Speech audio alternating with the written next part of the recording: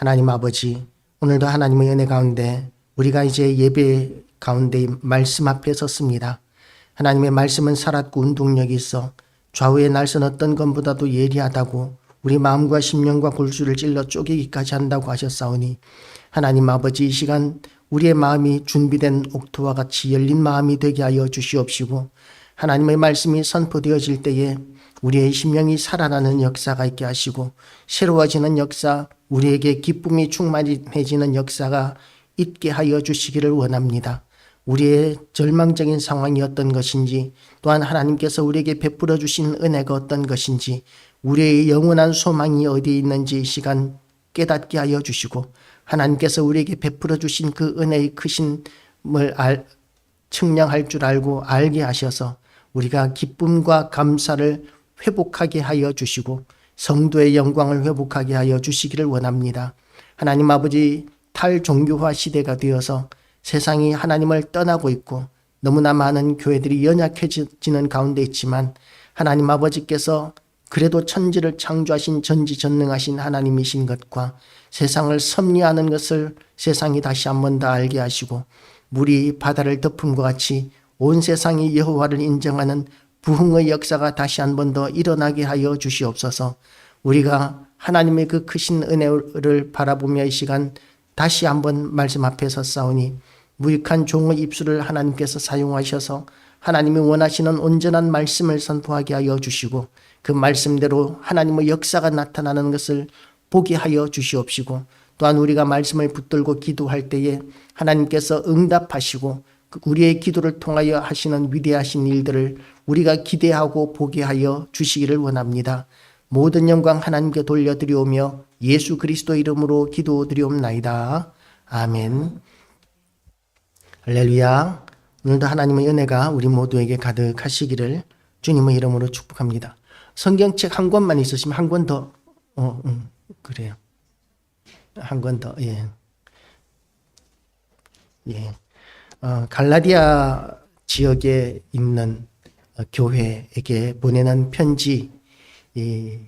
이제 우리가 성경을 볼 때 어떤 사람들은 성경을 이제 모든 성경은 비유비사다 그래가지고 한 가지 시각으로 이렇게 상징적으로만 해석하려는 사람도 있고, 그런데 성경을 볼 때는 이제 국어를 잘 알아야 합니다. 국어를 잘 알아야 한다는 것은 편지를 읽을 때 우리가 해석하는 방법이 다르고, 시를 읽을 때 해석하는 방법이 다르고, 역사서를 볼 때 해석하는 방법이 다르고, 또 율법서를 볼 때 우리가 해석하는 방법이 다르고, 예언서를 볼 때 해석하는 방법이 다르고, 국어를 알면 우리가 그 책에 맞는 그런 해석 방법을 가지고 사용하듯이 이 편지를 볼 때는 어떻게 해석하느냐 하면, 편지를 누가 보냈느냐, 어떤 사람에게 보냈느냐, 무슨 목적으로 보냈느냐, 어떤 환경에서 보냈느냐, 이런 여러 가지 것들을 이제 고려해서 편지를 해석하게 되는 것이죠. 갈라디아 지역은 이방 지역입니다.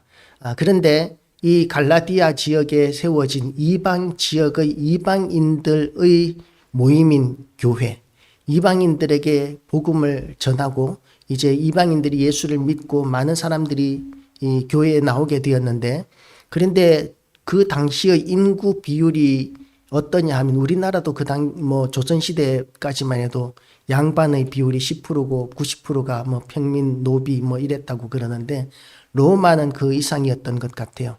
90% 훨씬 이상이 노예였었고, 시민은 그렇게 많지 않았던 것 같습니다. 그래서 아마 이 갈라디아 교회는 거의 노예가 주류를 이루는 그런 신분 사회였을 것이고, 그 소수의 귀족들도 물론 있었겠지만, 그러나 대부분은 노예의 신분이었던 것 같습니다. 그래서 이제 바울은 우리가 구원받는 것이 어떤 상황인가에 대한 그런 비유로서 종, 노예 이런 것들을 사용하기도 하고, 아들에 대해서도 이렇게 이야기합니다.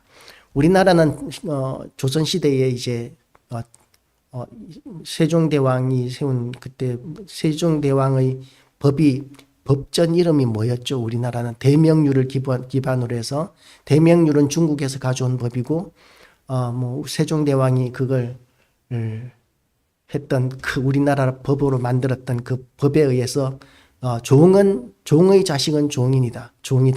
아버지가 양반이건 누구건 간에 이제 어머니가 종이면 그 신부는 종이다, 노비다, 이렇게 이제 양반의 숫자가 늘어나지 않게 제한을 해버렸고, 그래서 이제 신분의 고착화가 절대적이었던 나라였다고 볼 수 있습니다. 그런데 로마는 그렇지 않았어요. 로마는 주인이 노비를 양자로 삼을 수도 있고, 노예가 양자가 되면 그러면 친아들과 동등한 그런 특권과 권한을 누리게 되어 있습니다. 노비도 여러 가지가 있었습니다. 노비가 짐승 취급을 받는 노비도 있었고, 노비의 숫자가 워낙 많았으니까 모든 노예들을 다 짐승 취급하는 것이 아니라 주인의 사랑을 받는 노예도 있었고, 그리고 또 노예 중에서 이렇게 노예를 지배하는 그런 노예도 물론 있었겠죠. 그래서 노예도 여러 개 층이 있었겠지만 어쨌든 노예는 주인만을 바라보고 주인의 은혜만을 소망하는 그런 존재일 수밖에 없고, 주인 한 사람에 의해서 이제 그 운명이 왔다 갔다 하는, 팔려갈 수도 있고 귀해질 수도 있고 천해질 수도 있는 그런 상황이 노예의 신분이죠. 그리고 노예는 가치가 없어지면 주인이 버리기도 하고 죽이기도 하고 그리고 그냥 묻어버리기도 하고, 이렇게 노예는 그야말로 재산의 한 부분으로서 인격적이라는 것은 상상도 할 수 없는 신분이 노예입니다. 노후 대책이라든지 내일이라든지 미래라든지 이런 것들이 없는 것이 노예였던 것이죠. 그럼에도 불구하고 노예가 좀 더 나은 경우들도 있습니다. 그게 뭐냐면 우리가 미국의 남북 전쟁에 대해서 이제 남북 전쟁은 남부 목화 농사 짓는 사람들은 노예들을 절대적으로 필요로 했기 때문에 노예 제도를 유지하려고 했었고, 북부 쪽은 산업화가 이루어지면서 이제 노예보다는 근로자들이 많이 필요했기 때문에, 그래서 이제 남과 북이 갈려서 노예 해방 전쟁을 일으킨 것이 이제 남북 전쟁이다, 이렇게들 알고 있는데, 그걸 조금 더 부정적으로 보자면, 남북 전쟁의 북쪽을 조금 더 부정적으로 보자면 근로자들을 아주 싼 가격에 고용하기 위해서 노예제도를 폐지를 주장했다라는 그런 주장도 있습니다. 그러니까 노예라고 하면 최소한 먹여주고 입혀주고 재워주고 하는 것은 기본적으로 보장을 해야, 그래야 노예의 노동력이 계속 유지가 되는데, 그런데 북부에서는 산업화가 되면서 노예를 유지하는 것보다 아주 저임금을 줌으로 말미암아 먹고 사는 거는 알아서 하고, 왜냐하면 일할 사람은 많고 일꾼은 일자리는 작기 때문에 아무리 임금을 후려쳐도 일할 사람은 많으니까 임금을 아주 조금만 주고 최저 생계비도 못 되는 그런 정도의 임금만 주면 일할 사람들이 많기 때문에 노동력을 아주 저렴하게 확보하기 위한 방법으로 노예제 폐지를 주장했다라는 그런 이야기도 있습니다. 역사의 뒤쪽을 이렇게 우리가 알아보면 그야말로 우리 상식과는 다른 그런 이야기들도 많이 있죠. 그럼에도 불구하고 노예 폐지가 의미가 있는 것은 뭐냐 하면, 주인만 바라보던 시대, 주인에 의해서 그 신분이 좌지우지되는 그런 상황보다는 최저 생계가 안 되는 한이 있을지라도 자기가 직업을 선택할 수 있고, 또한 또한 자유롭게 생활할 수 있는 그런 자유인의 신분이 주는 가치, 그것이 노예의 신분보다는, 좀 더 잘 먹는 노예의 신분보다는 훨씬 좋은 것이다라고 생각하는 것이 일반적인 상식일 것입니다. 노예는 주인에 의해서 완전히 매여 있는, 생사 여탈권까지도 매여 있는 신분인 아주 비참한 처지이지만, 자유인은 그 모든 상황에서 자기가 결단하고 자기가 문제를 헤쳐나갈 수 있는 그런 자유는 있는 것이죠. 그런데 이제 이 갈라디아서에서 이 노예와 주인의 이 신분에 대해서, 상속자의 신분에 대해서 이야기하고 있는 이야기의 근본은 뭐냐면 이 이방인 교회에 유대인 율법주의자들이 들어온 거예요. 기독교가 어디에서 들어왔느냐 하면 유대에서 왔지 않습니까? 예수님이 유대인이시지 않습니까? 그러니까 이 사도들도 유대인들이 많았었고, 물론 이방 사도들도 있었지만 그런 이방 사도들조차도 사실은 유대인 혈통인 경우들이 였고, 그랬기 때문에 이방인 사도는 사실은 없었고, 다 이방 지역에서 살던 유대인들이고, 유대 지역에 살던 유대인들이고, 예수님도 유대인이고, 그러니까 유대 지역에서 온 율법주의적인 성향을 가진 기독교인들이 와서 예수 믿는 것만으로는 부족하고, 우리가 다시 율법도 지켜야 한다, 절기도 지켜야 하고, 그리고 안식일도 지켜야 하고, 음식규례도 지켜야 한다, 그렇게 가르치고 주장을 하고, 또 할례도 받아야 한다 라고 이렇게 주장을 하는 것이죠. 그러니까 이제 그런 말에 사람들이 쉽게 혹해버립니다. 왜냐하면 이 사람들은 너무 싼 거, 대가가 없는 너무나 좋은 것에 대해서는 의심을 하게 되는 것이죠.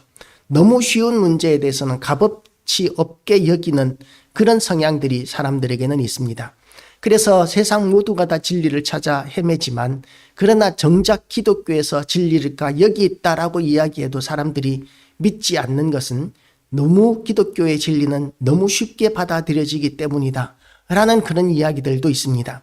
그런데 이렇게 쉽게 받아들여지는 이유가 뭐냐면, 진정한 진리는 우리가 어떠한 대가를 지불하더라도 가질 수 없고 쟁취할 수 없기 때문에, 하나님께서 우리가 지불할 수 없는 대가를, 그 어마어마한, 우리가 영원이라는 시간을 사용해도 지불할 수 없는 그런 대가, 예수 그리스도의 죽으심과 속죄함, 그런 것을 통해서 지불하셨다는 것은 마귀에게 지불했다는 것이 아니라 하나님의 공의를 이루심으로 말미암아 이제 우리의 모든 죄에 대해서 하나님께서 용서하셨다, 그 깨끗하다고 인정하셨다, 죄의 대가를 다 지불했기 때문에, 죄의 보응을 다 받았기 때문에, 죄의 보응을 우리가 받은 것은 아니지만 예수님이 받으셨기 때문에 이제는 우리의 죄는 다 사라졌다, 그렇게 인정하기로 작정하셨기 때문에 우리는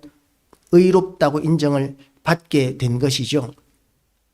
그런데 그렇게 예수 그리스도의 죽으심과 십자가 공로로 말미암아 구원을 얻었는데, 유대의 율법주의자들이 들어와서 그것만으로는 안 돼, 그것만 해가지고는 우리가 천국에 갈 수 없고 구원을 얻을 수 없어, 하나님께서 율법을 우리에게 주셨기 때문에 그 율법도 우리가 지켜야 되는 거야, 하나님께서 주신 율법인데 우리가 그것을 무시해서는 안 되는 거야 라고 이렇게 유대 율법주의 선생들이 와서 가르치는 것이죠. 그러면 율법이 악한 것이냐 하면 율법이 악한 것은 아닙니다. 왜냐하면 율법도 하나님이 주신 것이기 때문에 그래요. 그럼에도 불구하고 율법과 복음의 근본적인 차이가 있는데, 그건 뭐냐 하면 율법으로 말미암아 구원을 얻기 위해서는 예수님께서 완전케 하신 그 율법을 완전하게 다 지킬 수 있을 때 우리는 율법으로 말미암아 구원을 얻을 수 있습니다. 100만 가지의 율법을 다 지킨다 할지라도 한 가지만 어기면 율법을 범한 사람이 되고, 그 사람은 구원을 받을 수 없는 것이 율법의 정신이죠. 그런데 우리가 평생을 살면서 거짓말하지 않고 또한 어떤 죄를 짓지도 않고 그렇게 살아간다는 것은 그야말로 너무나도 어려운 일입니다. 며칠 전에 제가 이제 교통법규 위반으로 딱지를 하나 뗐었는데요. 보통 파란불에서도, 횡단보도 파란불에서도 보행자가 없으면 우회전할 때는 이제 그 파란불을 무시하고 우회전해도 되는 것으로 저는 알고 있었습니다. 일반적으로는 그렇죠. 일반적으로는. 그런데 파란불에 잠깐 멈췄다가 우회전을 했는데, 우회전하자마자 이 경찰차가 잡는 거예요. 신호위반 하셨습니다, 그러는 거예요. 그래서 왜 신호위반이냐고 이렇게 했더니 거기에 적신호시 우회전 금지 표지판이 있다는 거예요. 못 보고 돌았는데 그걸 제가 어기려고 어긴 것이 아니라 그 간판을 못 보고 돌았는데, 그런데도 불구하고 신호위반으로 걸렸다는 것이죠. 그러면은 율법을 우리가 지키고자 하는 가운데서 실수로 범하면 죄가 없느냐 하면 실수로 이렇게 교통법규 위반을 해도 과태료 딱지는 발급이 되었습니다. 본의가 아니라 할지라도. 그렇게 우리가 의도하지 않고도 율법을 어길 수가 있고 의도적으로 우리의 육신의 정욕과 안목의 정욕과 이생의 자랑을 따라서 고의적으로 우리가 하나님의 율법을 어기는 경우들도 우리는 굉장히 많습니다. 어떤 사람은 이런 이야기를 합니다. 아담과 하와가 선악과를 따먹지 않았더라면 그러면 우리가 이렇게 고생스럽게 살지 않아도 될 텐데 왜 아담과 하와가 선악과 따먹은 걸 가지고 우리까지 이렇게 어렵고 힘들게 살게 하시느냐. 불공평하다. 공정하지 못하다. 이렇게 주장하는 사람들도 있지만 사실상 아담과 하와의 원죄를 빼놓더라도 우리는 이 땅을 살아가면서 하나님의 율법을 온전히 지키면서 살아가는 것이 불가능하기 때문에 율법으로 말미암아서는 구원을 받을 수 없습니다. 그런데도 유대에서 온 선생들은 율법으로 말미암아 율법도 지켜야 구원을 받는다고, 율법 무시하면 안 된다고 이렇게 가르치고 있는 것이죠. 그건 다시 말해서 뭘 의미하느냐 하면 예수 그리스도의 십자가 죽으심과 부활하심, 십자가 그 공로만으로는 부족하다라고 이렇게 가르치는 것입니다. 예수 그리스도의 십자가 죽으심과 부활하심으로 말미암아 그 우리를 구원하시는 공로는 우리를 구원하기에 충분하고 완전한 공로입니다. 그래서 예수 그리스도의 십자가 죽으심과 부활하심과 그것이 또한 나를 위한 것이고 내 죄 때문이라는 것을 인정하기만 하면 하나님께서는 우리를 의롭다고 구원하시기로 작정하셨는데 그것만으로 부족하다고 이렇게 이야기하신 것은 하나님의 계획하심과 하나님의 의도하심, 하나님의 능력에 대해서 불신하는 것이기 때문에 또한 신성모독이 되는 것이죠. 그래서 우리는 이 하나님의 율법의 말씀, 하나님의 그것도 귀하지만, 율법의 말씀도 귀하지만 구원을 위해서 이제 율법이 존재하는 것이 아니라 구원은 예수 그리스도의 죽으심과 그 공로로 말미암아 얻는 것이고 율법은 이제 우리에게 어떤 의미가 있느냐 하면 구원받은 사람으로서 하나님께 대한 감사함으로 어떻게 하나님을 기쁘시게 하는 삶을 살 것인가 그런 마음으로 자발적으로 하나님을 기쁘시게 해드리기 위해서 지키는 것이 율법입니다. 율법은 선한 것이잖아요. 죄를 지으라고 하는 것이 하나도 없고 그 이전에는 예수님 이전에는 율법이 우리를 구속하는 것이었지만 이제는 율법이 우리를 구속하는 것이 아니라 하나님을 기쁘시게 해드리기 위해서 왜 하나님을 기쁘시게 해드리는 기를 원하는 마음이 생기느냐 하면 하나님께서 우리를 얼마나 사랑하셨는지를 알고 그리고 또한 우리를 위해서 우리를 구원하시기 위해서 지불하신 그 은혜가 얼마나 큰 것인지를 인식하게 되면 그러면 우리는 자발적으로 너무나 감사하게 되고 그리고 우리를 그렇게 생명까지 주시면서 독생자까지 우리에게 내어주시고 그렇게 비참한 죽음을 당하게 하시면서까지 우리를 구원하신 하나님의 그 크신 사랑 때문에 우리도 하나님을 또한 사랑하게 되는 것이죠. 그런 사랑과 감사에서 자발적으로 하나님을 기쁘시게 해드리는 마음과 하나님께 대한 사랑의 마음으로 지키게 되는 것이 율법인 것이지 율법을 지켜야 우리가 구원을 받는다고 하는 것은 예수 그리스도의 십자가 죽으심에 대한 모욕이 되는 것입니다. 불신앙이 되는 것이죠. 그래서 이 율법의 종이 되는 것입니다. 율법을 지켜야만 구원을 받는다면 율법의 종이 되는 것이죠. 그런데 하나님께서는 이 율법을 우리에게 뭐라고 말씀하시느냐 하면 초등학문이다 라고 이렇게 이야기합니다. 초등학문이면 우리가 무시해도 되느냐 하면 초등학문은 초등학생 때는 배워야 되는 거죠. 초등학문은 이건 가치 없는 것이기 때문에 무시해버리고 배우지 말고 막바로 중학교 과정, 고등학교 과정, 대학교 과정만 배우면 돼라고 이렇게 이야기할 수는 없습니다. 초등학교 과정은 초등학교 때 배워야 하고 그리고 중등 과정은 중학교 때, 고등 과정은 고등학교 때, 대학교 과정은 또한 대학생일 때 이렇게 공부를 해야 되는 거죠. 단계적으로. 악한 것은 하나도 없습니다. 가치가 있고 필요한 것이죠. 하나님께서는 인간의 그 연약한 지식, 그 수준과 또한 그 완고하고 완악한 인간의 죄성을 다 아시기 때문에 거기에 합당할 만한 그런 수준으로 하나님께서는 하나님의 계시를 보여주셨습니다.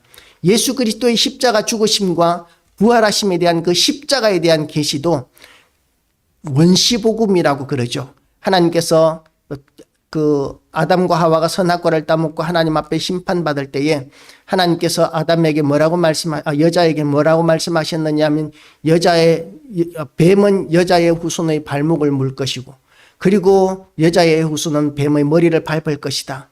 뭐 이렇게 예언을 하셨는데 그게 바로 예수 그리스도 십자가 죽으심과 부활하심의 승리, 예수 그리스도 십자가의 승리를 말씀하신 원시복음이었는데 그런데 그것을 아는 사람은 그때 당시에는 아무도 없었겠죠.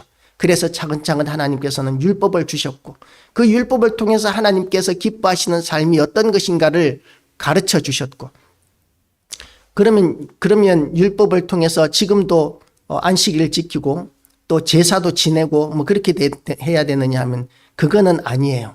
이 안식일 개념은 이제는 완전히 달라졌습니다. 안식일은 6일을 일하고 7일 제7일째 쉬는 것이고 그리고 날의 개념도 해가 지고 해가 뜨면 그러니까 하루의 시작이 해가 질 때 시작해서 그 다음날 해가 질 때까지가 하루입니다. 우리의 지금 하루는 24시간을 기준으로 하고 있지 않습니까? 해가 몇 시에 지든지 간에 하루는 이제 밤 12시에 끝나고 그리고 밤 12시 1초에 시작이 되는 것이죠. 우리는 그렇게 24시간의 개념의 하루인데 유대인들은 해가 지는 시간부터 시작해서 그 다음날 해가 지는 시간까지니까 이 날이라는 것이 지금의 우리의 개념과는 다르고 그리고 안식일이라는 것은 6일 동안 일했기 때문에 하루를 쉬는 그런 개념입니다. 그런데 주일은 어떤 개념이냐면 예수 그리스도께서 십자가에 못 박혀 죽으셨다가 부활하신 날을 기념해서 그래서 안식 후 첫날 사도들이 안식 후 첫날 모여서 예배를 드리고 또 성경 공부를 하고 거룩한 성도의 교제를 나누고 그런 모임들을 계속해 나왔었고 그래서 초대교회 때부터 안식일을 지키는 율법주의적인 그런 생활보다는 주일 성수를 하는 그런 모습으로 초대교회는 시작이 되었었습니다. 계속 그 전통이 이어져 나왔던 것이죠. 그렇게 주일을 성수를 하게 되었고 그러면 제사나 이런 것들은 어떻게 되느냐 하면 예수 그리스도께서 제사제도 우리의 속죄제나 또는 뭐 번제나 속건제나 이런 모든 제사들은 다 십자가에서 이루셨기 때문에 완성하셨기 때문에 더 이상 짐승을 잡아서 우리의 죄를 속하고 하는 그런 제사는 이제는 더 이상 할 필요가 없는 것입니다. 그걸 다시 해야 된다고 주장한다면 그것은 예수 그리스도의 십자가를 무시하는 그런 의미가 되기 때문에 이제 우리는 그런 율법은 지키지 않습니다. 그럼에도 불구하고 지켜야 하는 율법이 있는데 살인하지 말지니라, 간음하지 말지니라, 도둑질하지 말지니라, 내 이웃의 소유물을 해하지 말지니라, 또 내 이웃을 해하려 거짓 증거하지 말지니라, 뭐 이런 것들은 우리가 다 지키는 삶을 살아야 되는 것이죠. 그것은 우리가 사회생활을 하는데 아주 기본적인 그런 도덕율이라고도 이야기할 수 있고 하나님께서는 계명으로 우리에게 내려주셨습니다. 계명, 하나님의 명령이라는 것이죠. 그래 우리나라 같은 경우에는 거짓말 정도는 가벼운 죄로 여기는데요. 하나님께서는 거짓말도 이웃을 해하려고 하는 다른 사람을 해하려고 하는 그런 거짓말이라면 그러면 하나님께서는 그것을 십계명을 어기는 심각한 죄로 살인한 것과 마찬가지인 심각한 죄로 말씀하셨고 예수님께서도 거짓말하는 자는 뭐라고 말씀하시느냐 하면 마귀 새끼다 라고 이렇게 말씀하셨어요. 마귀는 거짓의 압이다 라고 말씀하셨기 때문에 거짓말하는 사람은 마귀 새끼가 되는 거죠. 그래서 우리가 거짓이라는 것에 대해서도 얼마나 심각한 줄을 알고 거룩한 삶을 살고자 몸부림쳐야 되는데 그 이유가 뭐냐면 우리에게 베풀어 주신 하나님의 은혜가 너무나 크기 때문에 거기에 대한 감사함으로 우리는 율법을 지키고자 하는 그런 하나님께 대한 사랑의 표현으로 율법을 지키고자 하는 삶을 사는 것이지 우리는 율법에 매이는 자가 아니라는 것입니다. 율법에 구속되는 자들이 아니라는 것을 명확하게 오늘 본문은 우리에게 이야기하고 있습니다. 율법으로 말미암아 우리는 죄가 무엇인지 어떤 것인지를 깨닫게 되었습니다. 그 이전에는, 예수님 이전에는 율법을 100% 지켜야 되는, 그래야 구원을 얻는 상황이었고, 그걸로서는 우리가 구원받을 길이 전혀 없었습니다. 그러면 또 이런 질문이 생깁니다. 그러면 예수님 오시기 이전의 사람들은 다 지옥 갔겠네요. 뭐 이런 질문이 생기지 않겠습니까? 그런데 또 그거는 그렇지가 않아요. 왜냐하면 예수 그리스도께서 오시기 전에도 예수님을 믿었던 사람들이 있습니다. 왜냐하면 예수 그리스도께서 오시기 전에도 메시아께서 오실 것이라는 그런 가르침을 구약 성경에서 끊임없이 우리에게 가르쳐 주고 있어요. 제가 청년 때 성경을 보면은 도대체 무슨 말인지 이해를 하지 못해가지고 어떻게 하면 성경을 이해할 수 있을지 우리 전도사님께 물어봤더니 전도사님이 이렇게 이야기를 해주셨습니다. 모든 성경에서 예수님을 찾아봐라. 예수님을 찾아보면, 그러면 예수님과 연결 지으면, 그러면 구약 성경을 읽건 신약 성경을 읽건 이해하기가 훨씬 쉬울 거다. 그렇게 이제 가르쳐 주셨어요. 그래서 이제 모든 성경을 읽을 때마다 여기에는 예수님이 어디에 있을까? 그랬더니 구약 성경에도 예수님이 얼마나 많이 나오는지 몰라요. 구약 성경에 예수님이 오시기 이전에도 구약 성경을 통해서 예수님을 믿었던 사람들은 다 구원을 얻게 되어 있습니다. 예수님께서 하신 십자가 죽으심과 부활하심은 과거, 현재, 미래의 모든 사람들에게 영향을 미치는 것이기 때문에 그래요. 그렇게 예수님으로 말미암아 우리는 구속 곧 죄사함을 받게 되었고, 그렇게 해서 하나님께서는 우리를 하나님의 자녀다, 하나님의 백성이다, 그렇게 인정을 해 주시는 것이죠. 이 노예들에게 유일한 소망이 뭐였겠습니까? 주인의 양자가 될 수 있다면, 그런 예가 있으니까. 똑같은 노예 동료였는데 주인이 예쁘게 봐가지고 너는 앞으로 내 아들 해라. 그러는 경우들이 뭐 이웃집에도 생길 수 있고 우리 집에도 생길 수 있고, 그런 경우들이 생기면, 그러면 갑자기 동료였던 노예가 신분이 완전히 달라져 버리게 되는 거예요. 그때까지는 같은 동료였을 뿐이고 무시해도 되는 사람이었는데, 이제는 그 동료였던 그 노예가 갑자기 주인의 양자가 되면서부터는 주인과 똑같은 신분이 되어버리고, 이제 그 동료였던 노예의, 주인의 아들 된 노예의 그 명령을 무시할 수 없게 되는 것이죠. 그렇게 신분이 완전히 바뀌어져 버리는 것을 보면서 나도 주인의 양자가 될 수 있다면 얼마나 좋을까, 뭐 그런 생각들을 하지 않았겠습니까? 그러면서 그렇게 부러워하는 마음들을 이 사도를 통해서, 바울을 통해서 하나님께서는 갈라디아서에 이렇게 양자의 이야기를 하고 있는 것입니다. 우리는 절대적으로 절망적인 상황에 있었습니다. 예수 그리스도의 십자가 죽으심과 부활하심이 아니었었다면 우리는 절대로 구원받을 수 없는 절망적인 상황 가운데 있었습니다. 그런데 세상의 다른 모든 종교들은 무엇을 가르치느냐 하면 우리의 노력으로 구원받을 수 있고, 목적하는 부처가 될 수도 있고 신선이 될 수도 있고 원하는 무엇이든지 될 수 있다, 노력하면 안 되는 것이 없다 라고 이렇게 우리의 이 세상의 모든 다른 종교들은 가르칩니다. 그리고 이제 또 교육에서도 마찬가지죠. 천재는 1%의 영감과 99%의 노력으로 만들어진다, 뭐 이렇게 학교에서는 가르치지 않습니까? 근데 실질적으로 우리가 공부를 해보면 어떻습니까? 똑같은 시간을 공부를 해도 타고난 공부 체질인 아이들과 공부 체질이 아닌 아이들의 그 성적은 절대적인 차이가 나게 되어 있습니다. 그건 이제 우리가 넘어설 수 없는 그런 타고난 그런 부분들인 것이죠. 노예는 노예고 주인은 주인인데, 그런데 예수 그리스도의 십자가 죽으심으로 말미암아 우리의 신분이 완전히 바뀌었습니다.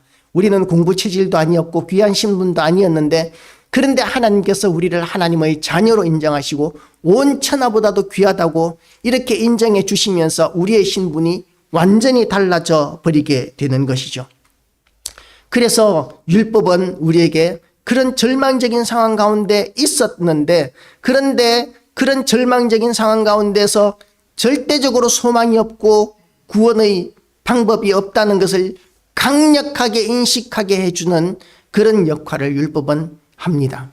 다른 어떤 종교에서도 다 이룰 수 있다고 이야기하지만 성경은 사람의 노력으로 그렇게 닿을 수 있는 것은 한계가 있다. 구원을 받는 것은 절대적으로 하나님의 은혜가 아니면 안 된다는 것을 명확하게 우리에게 가르쳐주고 있습니다. 가톨릭마저도 마찬가지지 않습니까? 예수 믿어야 구원을 얻지만 예수님만 구원이 되는 것은 아니다. 가톨릭 방송을 들으니까요, 신부가 나와가지고 그렇게 이야기를 하더라고요. 꼭 예수님을 믿어야 구원을 얻는다고 생각하는 것은 너무 편협하다. 다른 종교에도 다 구원이 있고, 우리가 어느 쪽에서 산에 올라가든지 간에 어느 쪽에서든지 올라가면 상정상에서 다 만나게 되어 있다. 뭐 이렇게 신부가 이야기하던데, 성경에서는 명확하게 내가 곧 길이요 진리요 생명이니 나로 말미암지 않고는 아버지께로 올 자가 없느니라 그 분명히 이야기했고, 베드로는 성령의 충만함을 받고 한 첫 번째 설교에서 천하 인간의 구원 얻을 만한 다른 이름을 우리에게 주신 일이 없느니라고 이렇게 선포하고 있습니다. 예수 그리스도로만 우리는 구원을 얻게 되어 있고, 그것을 하나님께서는 우리에게 믿으라고 말씀하십니다. 왜냐하면 예수 그리스도를 믿음으로 말미암아 구원 얻는 것을 빼놓고 나면 우리가 구원 얻을 수 있는 길은 전혀 없기 때문입니다. 우리가 죄인이기 때문이기도 하고, 우리가 타고난 우리의 원죄 때문이기도 하고, 어떤 방편으로든지가 어떤 부분을 뜯어보아도 우리가 구원 얻을 수 있는 길은 없는 것입니다. 그런데 하나님께서 우리를 먼저 사랑하셨습니다. 우리를 너무나 사랑하셔서 우리를 위해서 구원할 수 있는 길을 내셨는데, 그것이 예수님의 십자가 죽으심과 부활하심으로 말미암은 예수 그리스도의 십자가 승리로 말미암은 구원, 그것만이 우리를 구원할 수 있는 유일한 방법이라고 하나님께서는 그렇게 결론을 내리시고 십자가에 그 독생자를 내어주셨던 것입니다. 우리는 그것이 얼마나 큰 은혜인지를 알아야 합니다.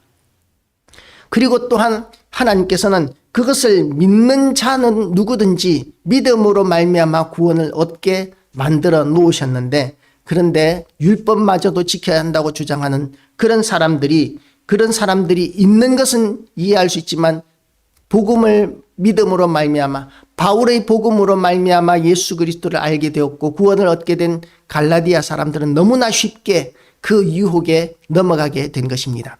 지금 이 시대도 보면 이 이단들이 얼마나 기승을 부리는지 몰라요. 세상에 이단들이 얼마나 많은지 이단 교회들은 너무나 잘 되는 것 같아요. 근데 이단 교회에 나오는 교인들의 특징을 보면, 여론조사를 해놓은 걸 보니까요, 이 이단 교회에 가는 교인들은 그 특징들이 있는데 기복주의적인 신앙이 굉장히 강합니다. 제가 월요일이면 함께 이제 성경 공부하는 모임에 이제 총신신대원 교수님 하시는 분이 있어요. 이문범 교수님이라고 이제 성경 지리 전공하신 교수님인데 저하고 나이가 같아요. 근데 그 교수님 교회에 이단 교회 다니던 교인이 한 명 왔답니다. 그래서 열심히 성경 공부를 가르치고 어떻게 해서 이렇게 우리 교회 오시게 됐느냐고 그랬더니 그 이단이 틀린 것을 알고 더 이상 거기에 있어서는 안 되겠다 싶어서 그래서 우리 교회로 오게 되었습니다 라고 이렇게 이야기를 했답니다. 그래 한동안 교회를 잘 다니더니 또 다른 이단 교회로 가버리더래요. 그러니까 이단 교회 가는 사람들의 특징이 있는데, 그게 뭐냐 하면 그 성향이 기복주의적인 성향이 아주 강하더라는 것입니다.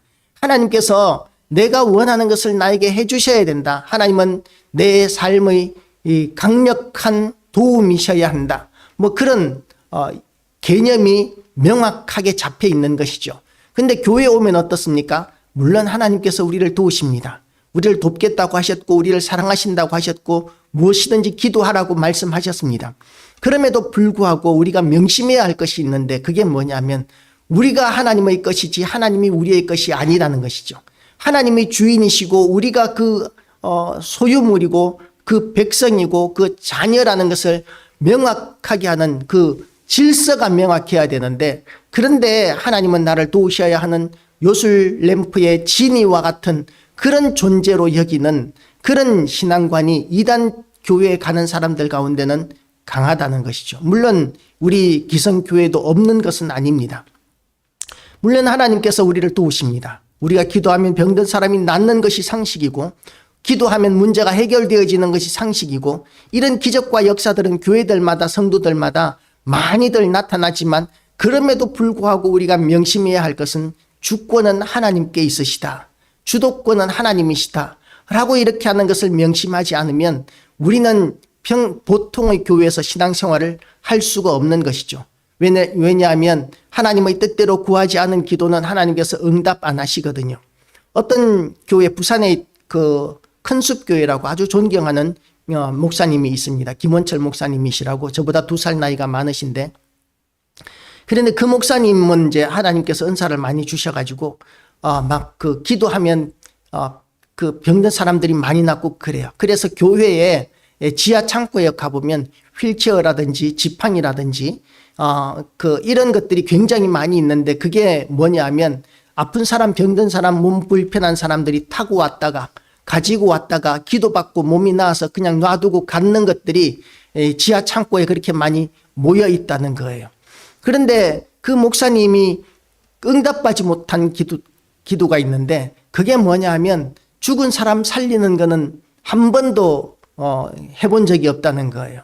아무리 기도를 해도 죽은 사람 살아나는 역사를 보고 싶은데 그런 경험은 없어서 하나님 앞에 정말 기도를 많이 했답니다. 그리고 이제 심지어는 어떻게 했느냐 하면, 이제 영안실에 우리가 입관 예배를 드리러 가면 이제 냉동실에서 시신을 끄집어내고 가족들이 이렇게 보게 되지 않습니까?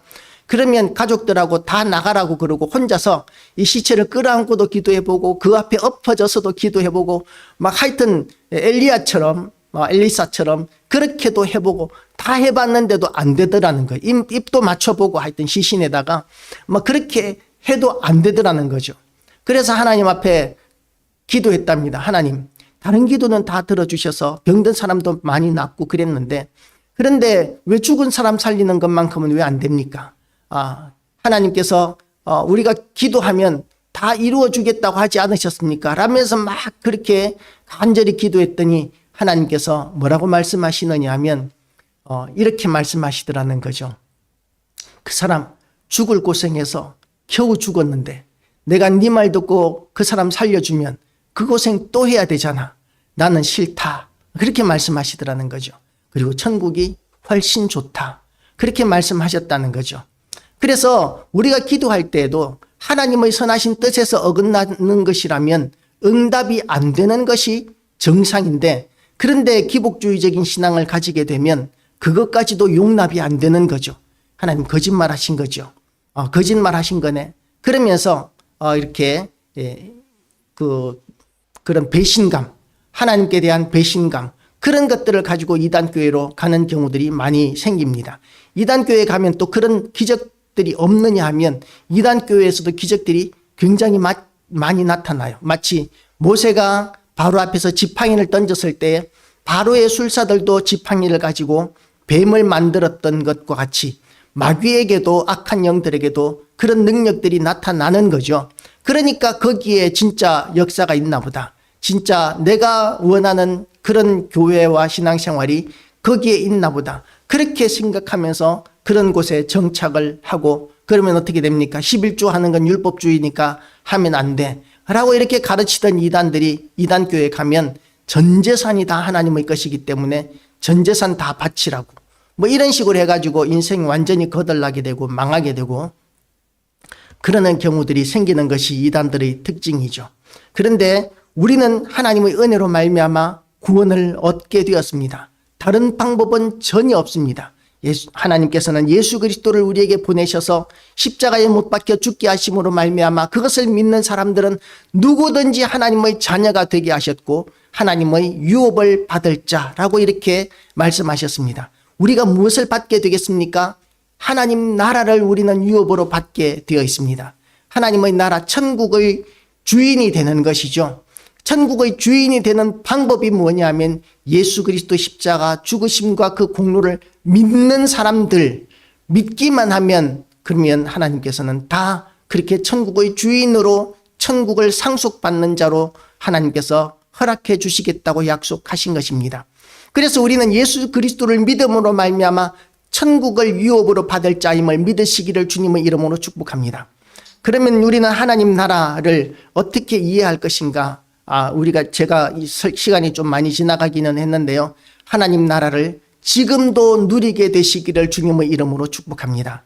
지금도 하나님께서는 우리에게 역사하셔서 우리가 기도하면 병든 사람들이 낫는 역사, 우리의 문제가 해결되어지는 역사들이 모두 다 이루어지지는 않을지라도 너무나 많이 이루어지고 있다는 것을 믿으시기를 축복합니다. 하나님의 뜻대로 구하는 자들은, 우리가 하나님의 뜻대로 기도하는 것들은 전부 다 이루어진다는 것을 믿으시기를 축복합니다. 내 뜻대로, 내 욕심대로, 내 욕망대로 구하는 것은 안 되는 것들이 많을 것입니다. 그러나 우리가 하나님의 뜻대로 구하는 것에 대해서는 하나님께서는 지금도 얼마나 많이 응답해 주시고 역사해 주시는지 모릅니다. 하나님의 뜻을 분별할 줄 아는 그런 영적인 감각을 열어주시기를 우리가 기도하시기를 바랍니다. 우리가 하나님의 능력을 우리에게 부어주시기를 간절히 기도하시고 하나님의 성령을 우리에게 부어주시기를 간절히 기도하시기를 축복합니다. 그래서 하나님의 선하시고 기뻐하시고 온전하신 뜻을 분별하고, 그리고 하나님과 동행하는, 하나님의 영광이 충만하고 능력이 충만한 그런 교회와 성도들 다 되셔서 어디를 가서든지 강하고 담대한 성도의 영광을 보여주고 교회의 영광을 보여주는 우리 사명자들 되시기를 주님의 이름으로 축복합니다. 기도하시겠습니다. 하나님 아버지, 오늘도 우리에게 은혜의 말씀 허락하여 주심을 감사드립니다. 참으로 우리는 너무나 무지몽매해서 자꾸만 뭔가를 더 해야만 구원을 얻을 수 있을 것 같고, 자꾸만 무엇을 더 해야만 하나님을 기쁘시게 해드릴 것 같지만, 하나님께서는 우리에게 명확하게 어떻게 해야 하나님을 기쁘시게 해드리는 것인지를 우리에게 보여주셨고, 우리가 구원 얻는 것은 예수 그리스도를 믿음으로만 가능하다는 것을 명확하게 선포해 주셨습니다. 하나님 아버지, 우리가 여기에서 더 나아가지 말게 하여 주시옵시고, 말씀 중심 가운데 굳게 서서 하나님의 영광을 덧입고 능력도 덧입고, 그리고 하나님께서 우리에게 주신 사명 감당하는 일도 더욱더 잘 감당할 수 있도록 우리를 도우시고 인도하여 주시옵소서. 하나님 아버지, 그래서 예수 그리스도의 십자가 죽으심과 부활하심과 그 십자가 승리를 세상 가운데 자랑할 때에 우리가 마지못해서 강요에 의해서가 아니라 우리가 받은 것이 얼마나 큰지에 대한 그 기쁨과 감격으로 말미암아 전하지 않고는 견딜 수 없어서 전하게 되는 그런 우리의 사명자들이 되게 하여 주시기를 원합니다. 지금도 우리의 기도를 들어주시는 하나님, 우리와 함께 하시는 하나님, 우리를 보호하시고 인도하시는 하나님의 그 놀라운 역사가 이제 오늘부터 또한 아버지여 우리의 삶 전체에서 날마다 기적으로 우리에게 나타나고 경험되게 하여 주시기를 원하옵고, 예수 그리스도 이름으로 기도드리옵나이다. 아멘. 찬송가